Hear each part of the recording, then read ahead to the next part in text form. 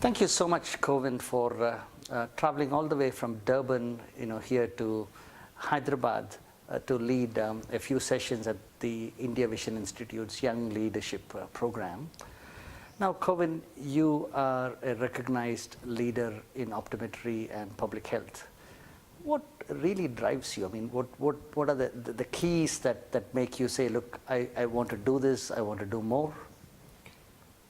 I think at the personal level, there's the issue that I want to make a difference in this world. I've always been a social activist, a political activist, and part of that is that I feel making a contribution to alleviating poverty, injustices in our world, etc., means that my life has some value.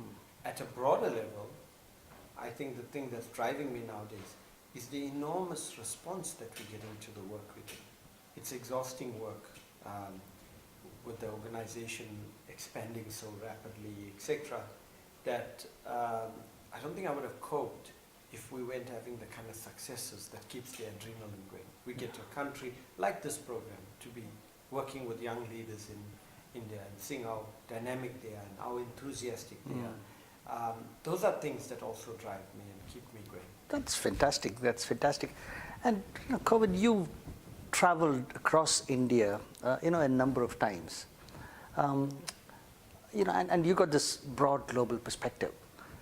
What do you think Indian optometry needs, right away, for it to get to the next higher level?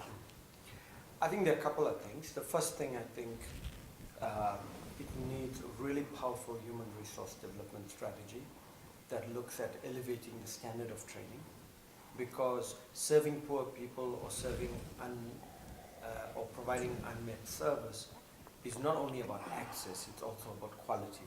And I think we need to focus on that. There's a lot of different levels of training. We need to get some consistency and eventually have a profession that's functioning at a very high level. The other level, I think, other thing that you need is legislation, because legislation ensures that there's some accountability of health professionals. And I think there have been efforts through IOF and through ASCO, etc., to make that happen. And I think those things are important. And then the third aspect is that having optometrists has not always solved the problems of people. Having good quality optometrists even have not solved problems of countries. South Africa is a typical example. We have more than 3,000 optometrists, 4-year trained, some have 6 additional postgraduate with diagnostics, some have therapeutics, but they all serve 20 to 25% of the population, while the poor in our country continue to be served by 225 optometrists. Yeah. So now that would still exist in India if we don't create better strategies for access. Now, there's going to be a number of young people who are actually going to be listening to you through this particular program, and I'm just wondering, based on your experience, your interactions, what would you tell them in terms of the profession that they've chosen and the career path that they've chosen? Look, I think it's an exciting time to get involved. When we graduated, optometry was not even part of WHO efforts, etc. It's now got much greater recognition.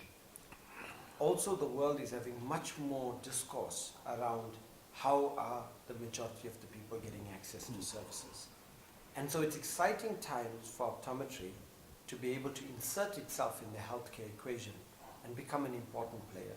For optometrists to do more than just refraction, to be able to co-managing diseases with ophthalmologists, working in an eye care team, be able to, low vision has become such a big issue in the world, but optometry is not responding to the extent. So there's enormous opportunities exist.